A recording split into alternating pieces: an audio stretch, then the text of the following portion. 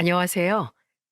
산 넘어 산 같은 인생을 살고 있는 40대 초반 평범한 남자 회사원입니다. 구부 듣고 원하는 것을 구해도 얻지 못해서 겪는 고통을 겪어보셨습니까? 요즘 사는 거 편한 사람이 어디 있을까 싶지만 그래도 저만큼 황당하다 못해 충격적인 일을 겪은 사람은 본 적이 없습니다. 그래도 여기서 다양한 사연을 듣다 보니까 조금 위안이 되기도 해요. 세상에 나만 이렇게 힘든 건 아니구나 싶은 마음에 희망이 생기기도 합니다. 하지만 사람은 내 god불이 남의 중병보다 더 아프다고 생각하지 않습니까? 제가 요즘 딱 그런 심정이에요. 주변에서 제 소식을 듣고 나면 위로해주는 말로 더 큰일 안 겪었으니까 다행이라고 생각해 라는 말을 해줍니다. 문제는 이런 말이 조금도 위로가 되질 않는다는 거죠. 진심으로 위해준 마음이 배신당하니까 마음의 상처가 큰 것 같습니다. 그래도 앞으로 남은 삶을 조금이나마 편한 마음으로 살기 위해 이렇게 용기 내서 사연을 보내게 됐어요. 시청자 여러분들께서 아들 같은 마음으로 들어주셨으면 좋겠습니다. 저는 정말 평범한 집안에서 성장했습니다. 부모님은 저와 동생들을 키우시느라 허리 한번 제대로 펴지 못하고 일만 하셨죠. 특히 저희 어머니는 늘 남의 편이었던 아버지 때문에 걱정을 내려놓을 새가 없었어요. 오죽하면 어머니가 장남인 제가 대학생이 됐을 때 이런 하소연까지 하실 정도였습니다. 난 삼남매 키우면서 애들 사고 칠까봐 걱정한 적은 없는데 네 아빠가 어디서 보증이라도 설까봐 얼마나 무서웠나 몰라. 너희들이 사고 한번 안 치고 잘 커줘서 난 정말 자식들 보고 살았어. 어머니의 말처럼 아버지는 남의 부탁을 거절 못하는 착한 사람이었어요. 하지만 밖에서는 늘 좋은 사람이라고 칭송받던 아버지는 집에서 못난 남편이었죠. 저와 동생들은 어머니가 아버지 때문에 얼마나 힘들어하는지 알고 있었어요. 그래서 사춘기 시절에도 늘 착한 아들, 딸 노릇하면서 컸던 것 같습니다. 그러다가 저는 아버지한테 참다 못해 크게 화를 냈던 적이 있었어요. 제가 회사에 입사한 지 얼마 안 됐을 때 어머니가 저한테 울면서 전화를 하신 거예요. 진수라, 나 정말 이대로 못 살겠다. 네 아버지 또 적금 깨서 친구 돈 빌려줬더라. 집주인이 전세금을 올려달라는데 어떡하면 좋니? 아빠가 또요? 그래, 집주인이 재계약 앞두고 전세금 올려달라고 하길래 은행 가보니까 글쎄 돈이 없는 거야. 네 아버지한테 물어보니까 자기 친구 가게가 어렵다고 해서 빌려줬단다. 어떡하면 좋아? 아이고, 내 팔자야. 어머니는 전세금 올려줄 돈이 없다면서 서럽게 우셨습니다. 그때는 저도 정말 아버지한테 크게 실망할 정도였어요. 왜 항상 가족보다 남이 먼저인 건지 도무지 이해가 안 가더라고요. 그래서 저는 어머니와 전화를 끊고 아버지한테 전화해서 화를 내면서 소리쳤습니다. 진짜 너무하신 거 아니에요? 가족들 생각도 좀 하셔야죠. 전세금 올려달라고 하는데 이제 어떡하실 거예요? 네? 아버지, 가족들 생각하긴 하세요? 나도 이럴 줄 몰랐어. 친구 놈이 가게라는데 대출도 막혔다고 하소연하는데 내가 거절할 수가 없었어. 그럼 엄마랑 상의했어야죠. 엄마 손목 아파서 끙끙거리는 건 불쌍하지도 않으세요? 대체 왜 그러세요? 왜 가족들 힘든 건 안중에도 없냐고요? 미안하다. 나도 이렇게 될 줄 몰랐어. 그 친구가 급한 것만 막으면 바로 준다고 했는데 저렇게 망할 줄 몰랐다. 내가 죄인이야. 남한테 돈 빌려줄 때 못 받을 것도 생각하고 빌려주셨어야죠. 언제까지 이렇게 남들한테만 헌신하고 사실 건데요? 이러다가 가족들이 아빠 못 버티고 다 떠나도 괜찮으세요? 네? 미안하다. 내가 어떻게든 해결해 보마. 아빠가 벌인 일이니까 책임지세요. 저도 이제 부모님 이러는 거 지친다고요. 저는 아버지와 통화하다가 화가 나서 전화도 그냥 끊어버렸어요. 자식 입장에서 아무리 아버지라도 정말 속 터지는 상황 아닙니까? 심지어 아버진 친구들 어려울 때마다 돈 빌려주고 정작 제대로 돌려받았던 적도 없어요. 그리고 이렇게 어려운 상황이 되면 아버지 친구들은 개눈 감추듯 다 사라졌습니다. 정말 참을 만큼 참았는데도 고쳐지지 않는 아버지 성격에 지쳐만 갔어요. 결국 저는 어머니께 부족한 전세 자금을 보태드릴 수밖에 없었습니다. 당장 부모님이 오갈 곳이 없는데 지켜보고 있을 수는 없었어요. 그리고 저는 아버지께 단호한 목소리로 말했습니다. 아버지, 저 더 이상은 못 참아요. 친구랑 돈 거래 제발 좀 그만하세요. 지금도 보세요. 아버지가 그렇게 친구들 도왔는데 결국 어려울 땐 자식밖에 없잖아요. 억울하지도 않으세요? 내가 면목이 없다. 입이 두 개라도 할 말이 없어. 한 번만 더 가족들 몰래 돈 빌려주면 그땐 아버지랑 아예 연 끊을 거니까 그렇게 아세요. 저는 가족들 힘들게 하는 아버지 더 이상 보고 살 자신이 없어요. 그래, 알겠다. 널 힘들게 해서 미안하구나.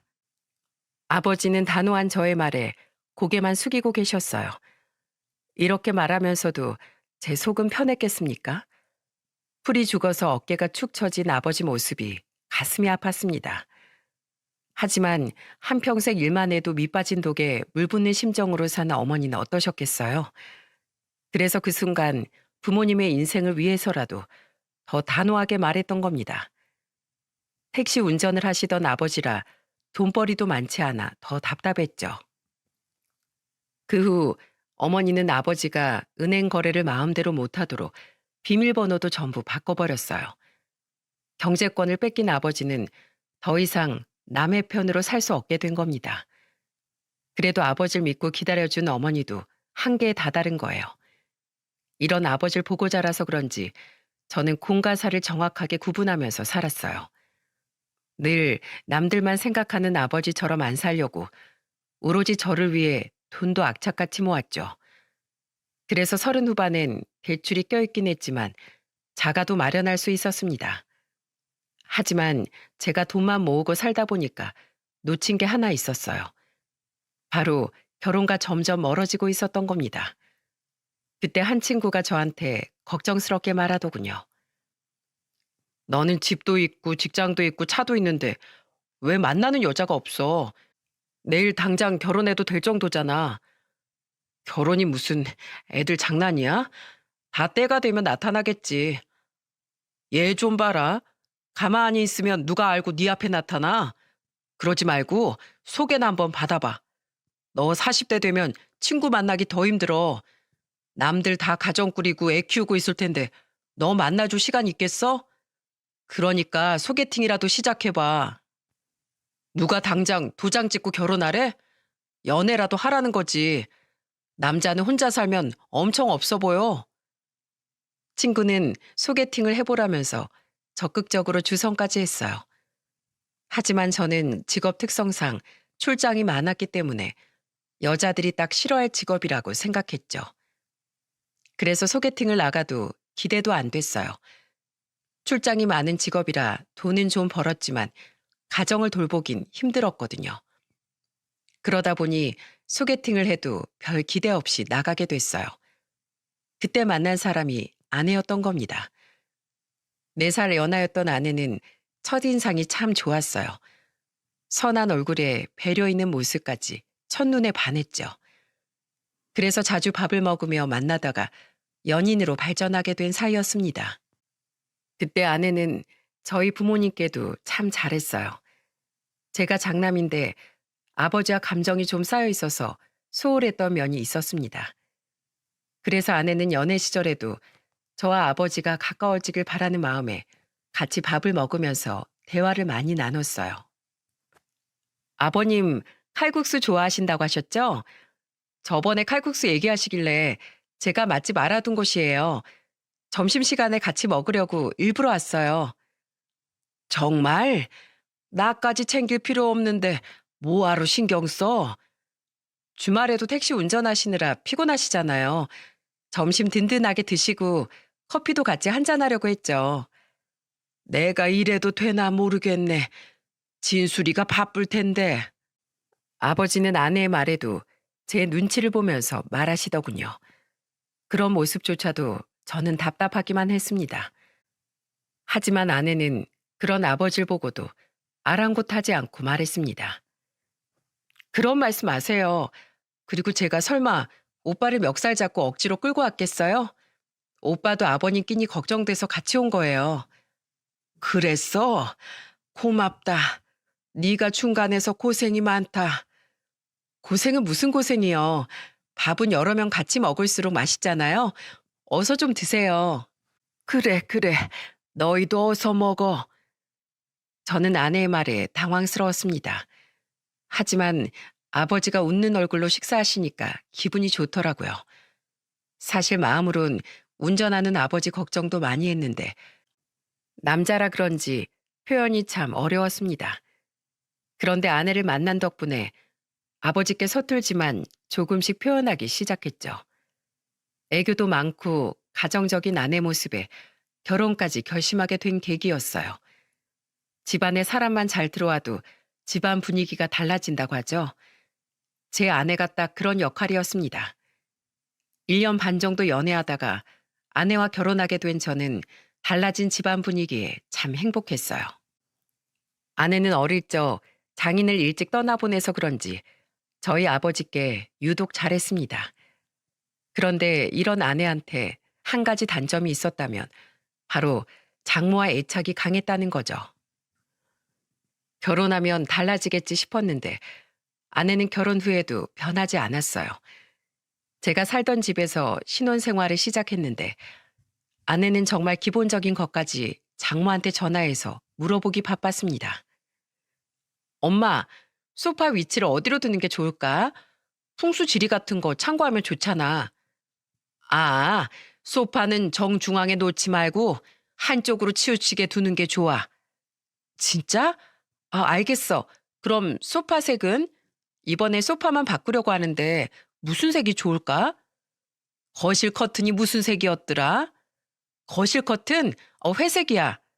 그러면 소파는 산뜻하게 베이지 계열로 해. 그래, 알겠어. 고마워, 엄마. 분명 저랑 같이 살고 있는 신혼집인데 이런 사소한 것까지 장모랑 상의하는 아내가 답답했어요. 그래서 저는 아내한테 단호한 목소리로 말했습니다. 여보, 거실 소파는 나랑 상의해야지. 여긴 우리 신혼집이잖아. 아, 우리 엄마가 풍수지리를 잘 알아서 물어본 거야. 그래도 소파 색까지 장모님이랑 고르는 건 너무한 거 아니야? 여기 장모님이 사시는 것도 아니고 우리 둘이 사는 우리 집이잖아. 아, 그렇네. 내가 생각이 짧았어. 그동안 무슨 일이든 엄마한테 먼저 상의하고 엄마랑 결정해서 습관처럼 물어본 거야. 그때 아내 나이가 30 중반이었는데 장모한테 의존하는 게 좀 지나친 것 같았어요. 그러던 어느 날 장모가 주말에 저희 집을 말도 없이 찾아온 거예요. 양손에는 반찬까지 해서 온 장모를 보고 저는 깜짝 놀라서 물었습니다. 장모님, 연락도 없이 웬일이세요? 나 우리 딸한테 연락했었어. 민정이가 말 안 했어? 네, 제가 못 들어서 몰랐어요. 아, 민정이가 회사 일로 힘들다더니 깜빡했나 보네. 장모가 아내한테만 연락하고 왔기 때문에 저는 전혀 몰랐습니다. 심지어 아내가 회사 일로 스트레스 받는 것도 금시초문이었죠. 종종 아내가 회사 가기 싫다는 하소연을 하긴 했는데 그 정도 말은 회사원이라면 누구나 하는 거니까 대수롭지 않게 생각했습니다. 그리고 장모가 집에 오니까 아내는 입이 귀에 걸린 표정으로 인사를 했어요. 그렇게 장모는 가져온 반찬을 냉장고에 넣으면서 말하더군요. 둘 다 회사 다니니까 냉장고 텅텅 빈 것 좀 봐. 신혼집 냉장고가 이래서 되겠어? 내가 안 왔으면 어쩔 뻔했어. 장모는 냉장고를 열어보더니 걱정 가득한 목소리로 말했어요. 그래서 저는 그런 장모를 보면서 당황한 목소리로 말했습니다. 둘 다 일하다 보니까 집에서 밥 먹을 일이 많지 않아요. 그래도 냉장고는 비어 있으면 안 되는 거지. 사돈이 오셨다가 냉장고 비어 있는 거 보면 우리 딸 욕하지 않겠어? 며느리가 남편 밥도 안 챙긴다고 한 소리 하실 거 아닌가? 아니에요. 저희 어머니 그런 걸로 뭐라 하실 분 아니에요. 그건 자네 생각이지. 엄마들 마음은 다 똑같다니까. 제가 해명을 해도 장모는 자기 딸 체면 살려야 한다며 냉장고를 채우고 있었어요. 그렇게 한바탕 냉장고를 보고 잔소리를 하던 장모는 저와 아내를 앉혀놓고 진지한 목소리로 말했습니다. 둘 다 나이도 있는데 애는 언제 만들 거야? 맞벌이라 그런지 집도 엉망이잖아. 계획은 있는 거야? 저희도 천천히 생각 중이에요. 그러지 말고 우리 민정이 회사 그만두고 살림하게 해. 우리 딸이 손이 야무져서 내조는 잘할 거야. 갑자기 아내가 전업주부로 있는 게 좋겠다면서 말하는 장모의 말에 당황스러웠습니다. 그러더니 옆에 있던 아내마저 장모 의견을 거들면서 말하는 겁니다. 내가 그동안 말을 안 해서 그렇지. 나 회사 다니는 거 힘들어. 집이랑 회사 거리도 좀 있고 앞으로 우리 아이 계획까지 생각하면 내가 주부로 있는 게 어떨까? 이게 딱 보니까 아내가 장모한테 또 회사를 그만두는 문제로 말했던 것 같았어요. 두 사람이 입을 맞추기라도 한 듯 저렇게 말하니까 그 순간 어이가 없었습니다. 그래서 저는 장모를 보고 단호하게 말했어요. 오늘 갑자기 이렇게 오신 이유가 아내 때문이시죠? 아내가 또 전화로 회사 힘들다고 말이라도 했어요? 나한테 말하긴 했는데 그렇다고 내가 뭐 어떻게 하라고 말하진 않았어. 어머님, 앞으로 아내가 힘들다고 할 때마다 이렇게 오실 건가요? 부부 문제는 부부가 상의하고 결정해야죠. 난 딸 걱정이 되니까 그렇지. 그렇다고 언제까지 어머님이 나서서 다 결정해 줄 수는 없는 거잖아요. 그러니까 앞으로는 저희 문제 저희가 결정하게 지켜봐 주세요. 집까지 찾아와 장모가 아내가 전업주부를 하는 게 어떻겠냐고 하는 말에 그동안 참아오던 답답함이 터지고 말았어요. 아내가 회사를 그만두더라도 생활에는 큰 문제가 없었습니다. 하지만 이 문제를 부부끼리 정하는 게 아니라 장모가 와서 결정할 문제는 아니라고 생각했어요. 그래서 저는 단호하게 선을 긋고 말한 겁니다.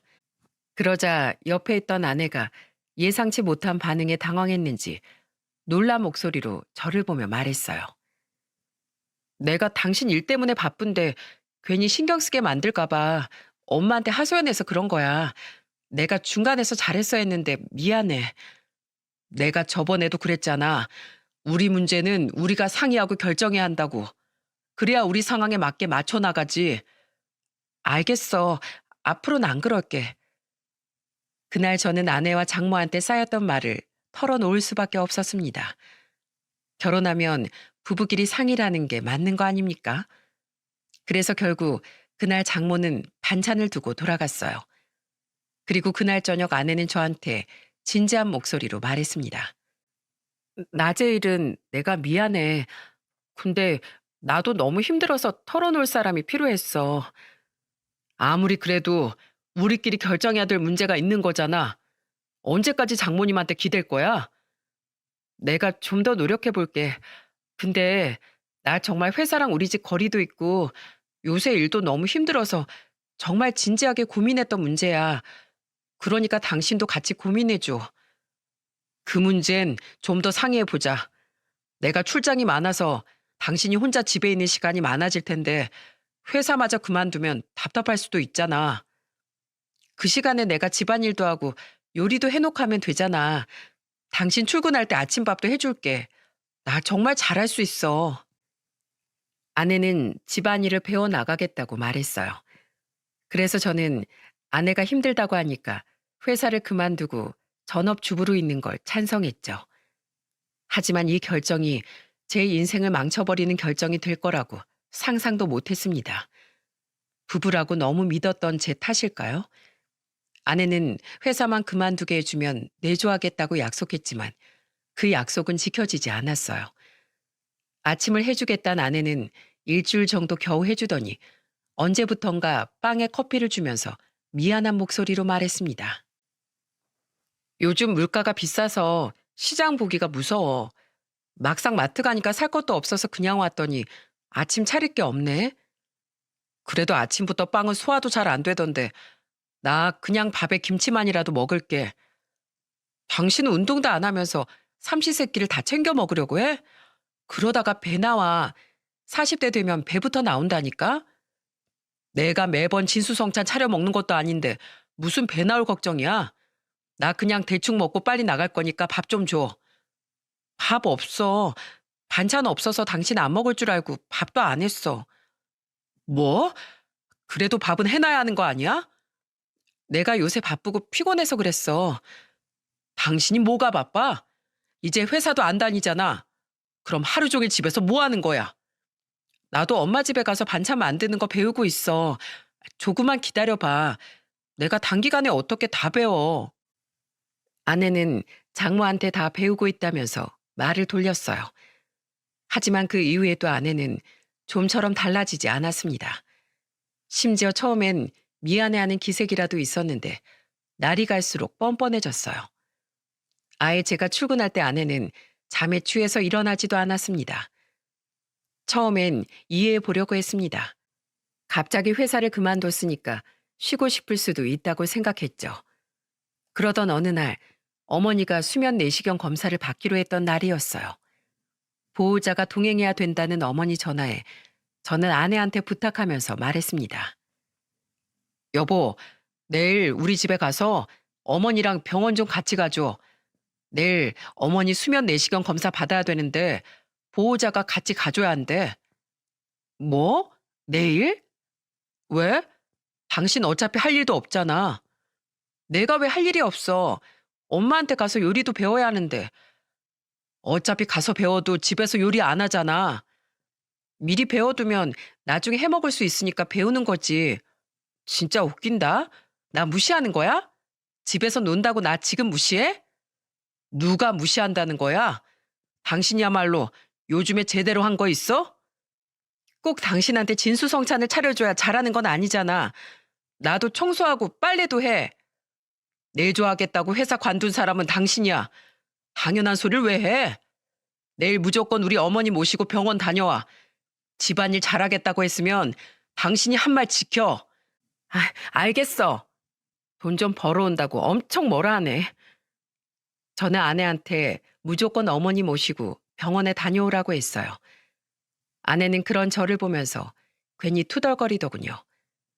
하지만 그 당시 아내는 집 근처에 살던 장모 집을 매일같이 다녀와도 달라지는 게 없었습니다. 그래도 저는 아내가 집안일은 좀 못해도 양가 어른들 챙기는 일은 잘할 거라고 믿었어요. 그런데 그날 야근하고 퇴근하는 길에 잔뜩 화난 여동생한테 전화가 온 겁니다. 오빠, 오늘 새언니가 오기로 했었다면서? 근데 왜 하루 종일 연락도 안 되는 거야? 뭐? 오늘 안 갔어? 아내가 분명히 가겠다고 했는데? 오늘 내가 엄마 모시고 병원 다녀왔어. 새언니 그림자도 못 봤다고. 엄마 혼자 병원 가셨으면 어쩔 뻔했어. 내가 아침에 엄마한테 전화해봤으니까 온 거지. 엄마 혼자 병원 가려고 했었다니까? 진짜야? 일단 알겠어. 내가 집에 가서 확인해 볼게. 오늘 고생했다. 미안해. 저는 여동생한테 사과하면서 말했어요. 알고 보니까 여동생이 아침 출근길에 어머니께 병원 잘 다녀오라고 전화를 했다가 아내가 연락이 안 된다는 걸 알게 된 겁니다. 그래서 급하게 회사 휴가를 내고 어머니를 모시고 여동생이 병원에 같이 갔던 거죠. 이 말을 듣고 저는 머리 끝까지 화가 났어요. 집에 갔더니 아무 일도 없다는 듯 TV를 보고 있던 아내한테 소리쳤습니다. 당신, 오늘 우리 집에 가서 어머니 모시고 병원 가기로 한 거 잊었어? 아니, 나 어머니 모시고 병원 가겠다고 한 적 없어. 당신이 일방적으로 한 말이었잖아. 뭐야? 어제 내가 말했을 때 알겠다고 했잖아. 집안일 열심히 하겠다는 거지. 당신이 집안일 열심히 하라면서 나 그래서 오늘 쓸고 닦고 반찬까지 해놨어. 지금 장난해? 당신이 오늘 말도 없이 연락이 안 되니까 우리 어머니 혼자서 병원 갈 뻔했잖아. 그게 뭐 어때서? 우리 엄마도 병원 혼자 다녀. 수면 내시경은 다른 문제지. 당신 이럴 거면 내 카드 내놔. 내가 이런 말까지 안 하려고 했는데 그동안 당신이 회사 그만두고 한 게 뭐가 있어? 그동안 제 카드를 쓰고 있던 아내한테 카드를 내놓으라고 소리쳤어요. 그러자 아내는 억울한 목소리로 말하더군요. 나 오늘 하루 종일 집안일 한다고 깜빡한 거야. 사람이 일하다 보면 깜빡할 수도 있지. 깜빡? 깜빡할 게 따로 있지. 이게 지금 깜빡했다고 넘어갈 문제야? 카드 내놔. 전업주부한테 카드 달라고 하면 난 어떻게 지내라는 거야? 그건 당신이 알아서 해. 난 당신이 내조한다고 해서 회사도 그만두게 해줬고 생활비도 줬어. 근데 그동안 당신은 뭐 했는데? 나한텐 권리를 바라면서 왜 당신은 아무것도 안 하는 건데? 여보, 내가 진짜 잘못했어. 나 진짜 일하다가 깜빡했어. 정말이라니까? 냉장고 좀 봐. 나 정말 반찬도 해놨어. 그걸 평소에 써야지. 나 진짜 잘할게. 그러니까 제발 카드만 뺏지 마. 주부한테 생활비 뺐으면 그냥 집에만 있으란 거잖아. 그럼 당신 내일 우리 집에 가서 어머니께 사과드려. 정중하게 사과드려. 내일도 이러면 나 정말 카드고 뭐고 다 뺏어버릴 거야. 알겠어. 내가 잘못했어. 진짜 진심으로 내가 사과드릴게. 아내는 결국 카드를 뺏겠다는 말에 놀라 잘못을 인정하더라고요. 그리고 다음 날 저희 집으로 가서 어머니께 사과를 드렸다고 하더군요. 아내는 진심으로 어머니께 사과를 드리면서 같이 외식도 했다고 했어요. 어머니는 그날 저한테 전화해서 걱정스러운 목소리로 말했습니다. 둘이 나 때문에 싸운 거 아니지? 아니에요. 그 사람이 엄마한테 죄송해서 간 거예요. 그래, 괜히 나 챙긴다고 둘이 싸우고 그러지 말어. 잘 살아야지. 알겠지? 네, 걱정 마세요. 어머니도 몸조리 잘하시고요. 그 와중에도 어머니는 저희 부부가 사이가 안 좋아졌을까봐 걱정까지 하셨어요. 어머니 바람대로 저도 정말 행복한 가정을 꾸리고 싶은 마음뿐이었죠. 그래서 아내한테도 아닌 건 아니라고 제대로 말했던 거예요. 그런데 그날 이후 아내가 달라지기 시작한 겁니다. 예전엔 청소했다고 해도 청소한 흔적이 안 보였어요. 갑자기 아내가 청소부터 요리까지 섭렵하기 시작한 겁니다. 그래서 저는 아내한테 놀란 목소리로 말하기도 했어요. 당신 요즘 집에서 청소만 해? 하리가 우리 집 오면 미끄러지겠어. 봤지? 내가 한다면 하는 사람이야. 아내는 제 말에 뿌듯한 표정으로 말했습니다. 그때 아내가 이제야 정신을 차렸구나 싶었죠. 하지만 제가 출장을 마치고 집에 오던 날 충격적인 사실과 마주했어요. 원래는 아내한테 저녁에 집에 도착한다고 했는데 생각보다 업무 마무리가 빨리 끝나 점심쯤 도착한 겁니다. 아무 의심 없이 집 문을 열었다가 깜짝 놀라고 말았죠. 바로 집에서 장모가 청소를 하고 있는 게 아니겠어요? 심지어 아내는 제가 왔는지도 모르고 잠에 빠져 있는 겁니다. 저는 깜짝 놀라 장모를 보고 말했어요. 장모님이 왜 여기 계세요? 왜 이렇게 일찍 왔어? 저녁에 도착한다며? 일이 빨리 끝났으니까 빨리 왔죠. 그런데 왜 여기 계시냐고요? 우리 딸이 아프다고 해서 내가 대신 일해주고 있었어. 장모는 아내가 아프다면서 해명했습니다. 하지만 제가 안방으로 가보니까 방에서 술 냄새가 진동을 하더라고요. 제가 문을 벌컥 열고 들어오자 아내는 인기척에 잠이 깬 겁니다. 그리고 저를 보더니 눈을 휘둥그레 뜨면서 소리쳤어요. 당신 이 시간에 여기 어떻게 있는 거야? 내가 뭐 못 올 곳이라도 온 거야? 당신 대체 뭐 하고 있던 거야? 어제 동창회라 친구들 만났다가 과음을 해서. 그렇다고 장모님을 불러? 당신 솔직히 말해봐. 그동안 당신이 집안일 하고 있던 거 아니지? 지금 여기 빨래 개어져 있는 거 보니까 그동안 장모님이 했던 거 같은데. 집안을 둘러보니까 모든 흔적이 평소와 비슷한 거예요. 게다가 빨래 넣는 것부터 개어져 있는 것까지 평소와 같았던 겁니다. 그래서 저는 아내한테 따져 물었고 결국 아내는 이실직고를 하더군요. 당신이 맨날 집안일 타령을 하니까 난 실망시키기 싫어서 엄마한테 도와달라고 한 거야. 뭐? 지금 그걸 말이라고 해? 당신 대체 집에서 뭐 하는 거야? 결국 그날 장모까지 있는 자리에서 삼자 대면을 하게 됐습니다. 알고 보니까 그동안 집안일을 하고 있던 사람은 장모였던 겁니다. 저는 결국 장모한테 화를 내며 소리쳤어요. 제가 죽이 되든 밥이 되든 둘이서 하겠다고 말씀드렸잖아요. 대체 언제까지 이렇게 아내 뒤치다거리 다 해주실 건데요? 네? 우리 딸이 모르는 게 많아서 그래. 그럼 제가 이혼할 테니까 장모님이 품고 사세요. 그게 좋으시겠어요? 왜 그러나? 그런 뜻이 아닌 건 알잖아. 지금 여기서 약속하세요. 한 번 더 저희 부부 일에 관여하시면 저 그때는 가만히 있지 않겠습니다.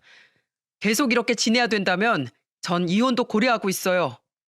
내가 그만할게. 그러니까 자네도 마음 좀 풀어. 장모는 다시는 저희 집안일에 관여하지 않겠다는 말을 하고 집을 나갔어요. 아내도 자기가 너무 취해서 그랬던 거라며 싹싹 빌었죠. 하지만 집에 장모가 발길을 끊으면서 기이한 일이 벌어지기 시작했습니다. 제가 집을 비운 사이 자꾸 못 보던 흔적들이 있는 거예요. 한 번은 화장실에서 면도를 하려는데 못 보던 일회용 면도기까지 있었습니다. 그래서 저는 의아한 목소리로 아내한테 일회용 면도기를 보여주면서 물었죠. 이 면도긴 뭐야? 처남이라도 왔었어? 아, 아니야. 그거 내가 다리털 밀려고 산 거야. 이걸로 제모를 했다고? 친구가 제모할 때 좋다고 해서 사봤어. 당신이 몰라서 그렇지. 요즘 여자들 일회용 면도기로 제모하기도 해. 아내는 제 말에 당황하더니 자기가 제모할 때 썼다는 겁니다. 그래서 저는 정말 그런 줄 알았어요. 그런데 제가 한 번은 옷장에서 저도 못 보던 남자 옷까지 있는 게 아니겠어요? 아무리 봐도 못 보던 옷이라 아내한테 물었죠. 그런데 아내는 뻔뻔한 목소리로 말하더군요. 그 옷 당신 옷 맞아. 내가 당신 입고 있는 거 본 적 있는데? 내가? 난 이렇게 큰 옷 잘 안 사는데 이상하다. 그럼 내가 옛날에 사준 거겠지. 당신 옷장인데 다른 사람 옷이 있을 리가 없잖아. 저는 그 옷이 이상했지만 제가 예전에 사두고 모르는 옷인가 보다 했어요. 그리고 장모가 발길을 끊으니까 집은 정말 개판 5분 전이었습니다. 그런데 제가 그쯤 일이 바빠지면서 아내한테 잔소리할 힘도 없었어요. 출장도 가는 횟수가 많아지면서 그저 집안일을 아내한테 믿고 맡긴 겁니다. 그러던 어느 날 출장 준비를 하는데 아내가 조금 이상했어요. 아내는 하얗게 질린 얼굴로 저한테 애초롭게 묻는 겁니다. 여보, 출장 가서 언제 와? 이번에 한 5일 정도 걸릴 것 같은데 왜? 나도 같이 가면 안 될까? 나 혼자 있기 무서워. 갑자기 그게 무슨 소리야. 출장도 일하러 가는 건데 어떻게 당신이랑 가? 그렇지. 어렵겠지. 숙소도 같이 가는 동기랑 써서 당신하고 같이 가는 건 어려워. 대체 왜 그래? 무슨 일 있어? 아, 아니야. 그냥 바람 좀 쐬고 싶어서 그랬어. 신경 쓰지 마. 요새 층간소음 때문에 스트레스 받았더니 집 좀 떠나 있고 싶어서. 그럼 장모님 댁이라도 가 있던지 해. 처음 듣는 아내의 부탁에 저는 당황스러웠습니다.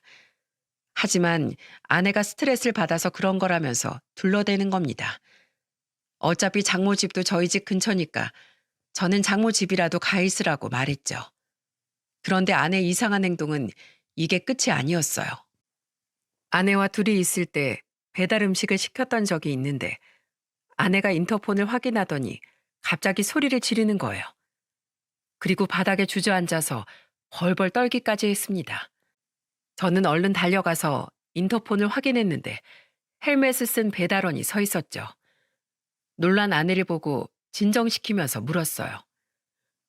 여보, 왜 그래? 그냥 배달원이야. 나 찾아온 것 같아. 저 사람 엊그제도 우리 집 앞에 있던 사람이야. 뭐? 그게 정말이야? 저는 아내의 말에 우선 아내를 진정시키고 문을 열었어요. 그리고 배달원에게 조심스럽게 물었지만 저희 집은 처음 온 배달원이었습니다. 그래서 저는 배달 음식을 들고 오면서 아내한테 말했어요. 당신이 착각한 것 같아. 저분 우리 집 처음 오신데, 그리고 그냥 음식 배달하시는 분이야. 아니야, 그럴 리가 없는데. 대체 무슨 일이야? 저번에도 집에 있기 싫다고 하더니 진짜 무슨 일 있었어? 아니야, 아무것도 아니야. 우리 엄마한테도 말하지 마. 괜히 걱정 끼치기 싫어. 아내는 심지어 장모한테도 묻지 말라고 했어요. 무슨 일이 있는 것 같은데 말을 안 하니까 도저히 알 길이 없었죠. 그래서 저는 애들 키우는 집에서 설치한다는 홈 카메라를 아내 몰래 설치해뒀습니다. 그리고 저는 광주로 출장을 갔던 겁니다. 그 후 저는 출장지에서 아무것도 모른 채 일을 하다가 추악한 아내의 진실을 알게 됐어요. 광주 출장지에서 한 통의 다급한 전화를 받으면서 진실 게임이 시작됐죠. 김진술 씨, 집에 불 났어요, 불. 빨리 와보세요. 네? 불이요? 저희 집에 불이 났다고요? 그렇다니까요. 지금 큰 불은 잡았는데 어서 와보셔야 할 것 같습니다. 아파트 경비실에서 걸려온 다급한 전화에 저는 어안이 벙벙했습니다. 우리 집에서 불이 났다니 이게 무슨 말인가 싶었어요. 저는 우선 같이 출장 온 동료한테 양해를 구하고 차를 몰고 집으로 갔죠. 저는 경찰을 보자마자 다급하게 물었어요. 집에 아내가 있어요. 저희 아내는 괜찮습니까? 네, 다행히 신고를 빨리 해서 인명피해도 없었고 큰 불은 막았습니다. 그럼 대체 불은 왜 난 겁니까? 옆집 사람 말로는 어떤 남자가 자긴 죽어도 못 헤어진다고 소리 지르더니 갑자기 같이 죽자면서 불을 질렀대요. 네? 어떤 남자가요? 뭘 못 헤어진다는 거예요? 그걸 제가 어떻게 알겠어요? 옆집 사람들도 부부싸움 하는 줄 알고 나와봤다가 처음 보는 남자라서 놀랐다던데요. 경비원의 말에 저는 쎄한 기분이 들었습니다. 그때 저는 아내가 있는 병원으로 갈 생각할 틈도 없었어요. 왜 내 집에 이런 불이 난 건지 알고 싶어서 바로 집으로 달려갔죠. 그리고 미리 설치해둔 홈 카메라를 돌려봤습니다. 아내가 걱정되는 마음에 설치해둔 카메라에는 추악한 진실이 그대로 담겨 있더군요. 저는 두 눈으로 보고도 믿을 수가 없었습니다. 불이 나기 직전 어떤 상황이 찍혀 있었는지 예상이 가십니까? 그 영상에는 아내와 상간남이 다투는 모습이 그대로 녹화된 채 있던 겁니다. 상간남이 문을 발로 찼던 건지 아내가 문을 벌컥 열고 소리쳤어요. 헤어지자니까 왜 자꾸 오는 거야? 누구 마음대로 헤어져? 난 헤어진다고 한 적 없어. 너 남편한테 마음 없다면서 그냥 집에서 놀고 먹게 해주니까 사는 거라면서 내가 네 남편 찾아가서 다 말할 거야. 네 말을 믿을 것 같아? 아무리 네가 발악해도 난 절대 너 안 만나. 내가 이혼을 해도 넌 안 만난다고. 그래? 그럼 나랑 같이 죽자. 그 순간 상간남이 현관문을 걸어 잠그고 아내를 거실로 밀치기 시작했습니다. 그러다 둘이 또 말싸움까지 하더군요. 그때 옆집에서 초인종을 누르자 상간남은 벼랑간 아내한테 불을 질렀던 거죠. 아내는 고통스러워했고 상간남은 문을 열자마자 냅다 도망까지 쳤습니다. 옆집 사람들은 불이 난 걸 보고 신고하게 됐고 빠른 신고로 아내는 생명은 구할 수 있었어요. 하지만 모든 사실을 알게 된 저는 아내를 용서할 수 없었습니다. 저는 홈카메라에 찍혔던 영상과 다른 증거들을 더 찾기 시작했죠. 작정하고 찾으니까 증거가 수도 없이 나오더군요.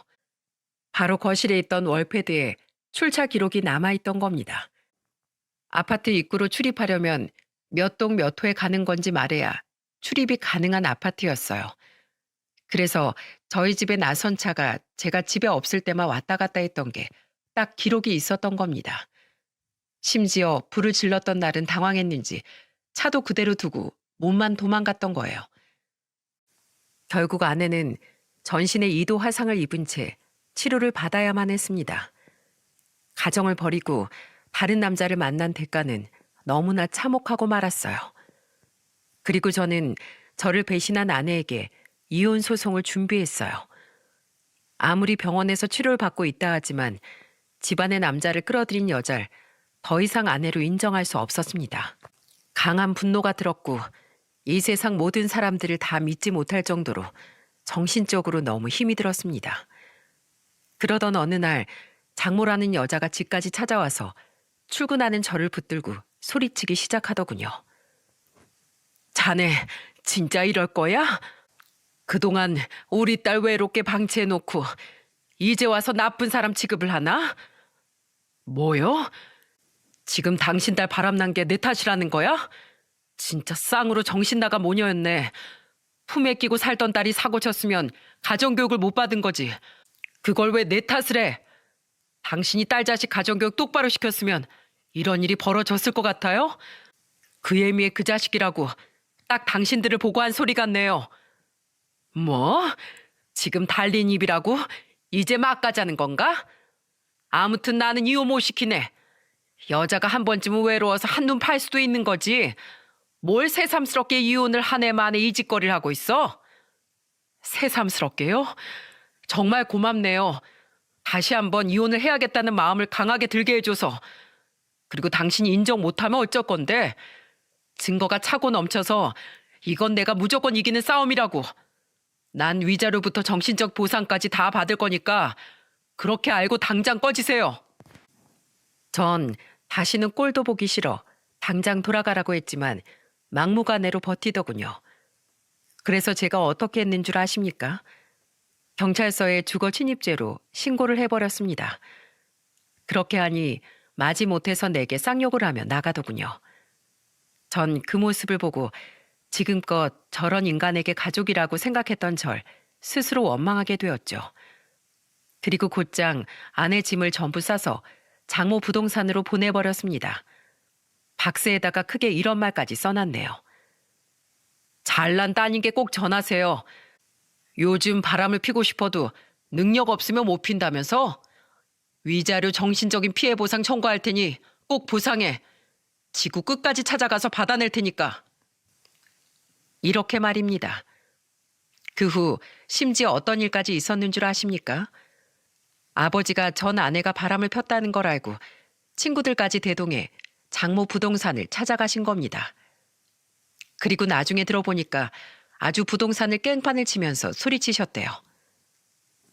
정신 나간 딸을 시집 보내놓고 우리 아들 탓을 해? 왜 멀쩡한 남의 아들 인생에 스크래치를 내? 이게 뭐 하는 짓이야? 당신 영업방해로 고소당하고 싶어? 고소해. 내가 뭐 그딴 게 무서울 줄 알아? 내 새끼 인생 망치는 것들 내가 가만 안 둘 거야. 여기 부동산은 분류나는 것도 옹호해주네.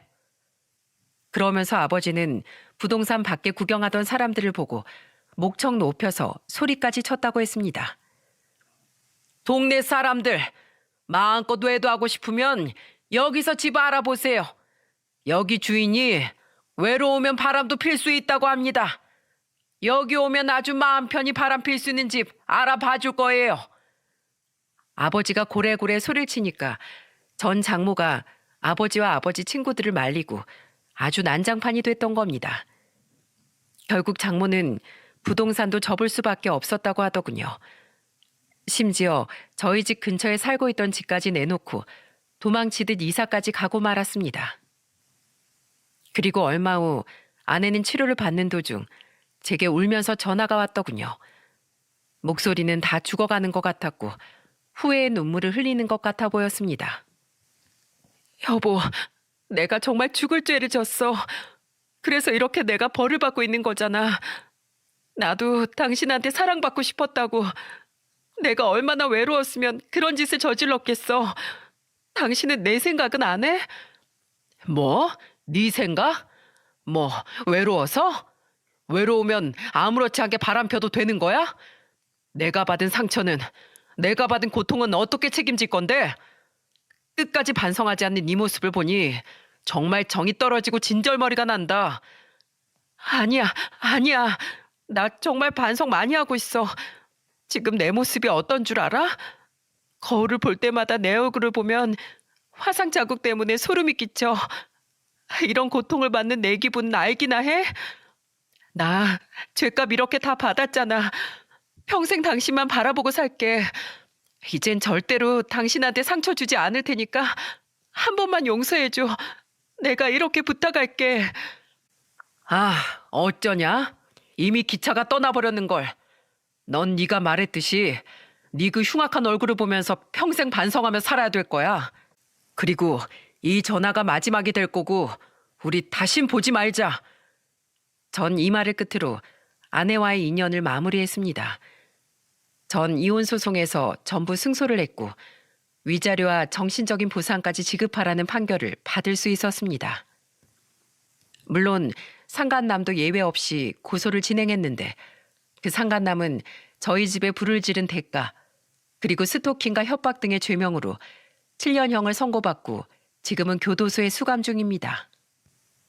그래도 저는 끝까지 고소로 응징할 생각이에요. 하지만 아무리 승소했다고 해도 제 상처받은 마음이 치유되겠습니까? 그래도 아버지가 그런 저를 위로해 주면서 말해 주셨어요. 아들아, 사람한테 배신당한 마음 이루 말할 수 없겠지만 가족이 있다는 걸 잊지 마. 힘들면 못난 애비한테라도 털어놔. 아니에요. 제가 그동안 아버지한테 모질게만 말했는데 제 생각해 주셔서 감사해요. 그리고 죄송해요. 아니다. 가족끼리 잘못이 어디 있겠니? 네 말대로 가족이 먼저지. 난 너만 무탈하면 된다. 그러니까 예전처럼 다시 든든한 장남으로 돌아오길 기다리마. 항상 네 뒤엔 내가 있다는 걸 잊지 말고. 그때 저는 아버지와 뜨거운 포옹을 나눴습니다. 그동안 저는 아버지가 가족들에게 짐만 된다고 생각했죠.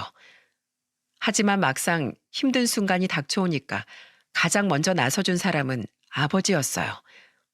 아버지라는 이름의 무게가 느껴지는 순간이었습니다.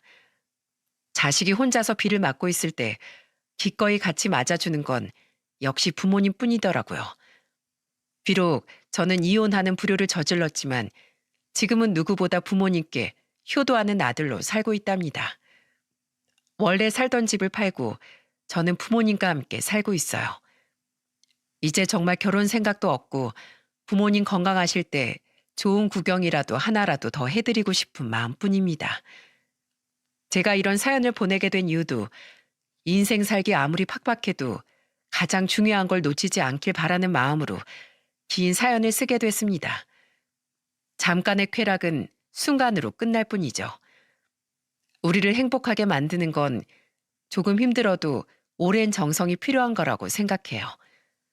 그중에는 한평생 함께하는 가족도 포함되지 않겠습니까? 때로는 원수 같아도 가장 나다운 모습을 보여줄 수 있는 건 가족뿐이더라고요.